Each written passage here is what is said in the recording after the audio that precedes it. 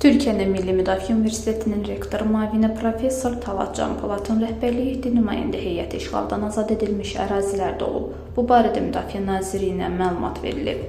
Bildirilib ki, səfər çərçivəsində Türkiyəli qonaqlar bir sıra tarixi abidələri ziyarət ediblər. Nümayəndə heyətin Ermənistan silahlı qüvvələri tərəfindən Azərbaycan xalqına törədilən vandalizmin nəticələri və dağıntılar, eləcə də Azərbaycan prezidenti Müzəffər Ali Başkomandan İlham Əliyevin rəhbərliyi altında azad edilmiş ərazilərdə aparılan bərpa, quruculuq və yenidən qurma işləri haqqında ətraflı məlumat verilib. Həmçinin hərbi qulluqçular 44 günlük Vətən müharibəsi və digər uğurlu əməliyyatlarla bağlı xatirələrini bölüşüblər. Ən hərbi hissəsini ziyarət edən Türkiyə nümayəndə heyəti burada yaradılan şərait ilə tanış olub. Qonaqlara torpaqların azadlığı və ərazi bütövlüyü uğrunda gedən döyüşlərdə iştirak edən bölmələrin döyüş yolu haqqında geniş məlumat verilib. Sonda qarşılıqlı hədiyyələr təqdim olunub, xatirə şəkli çəkdirilib.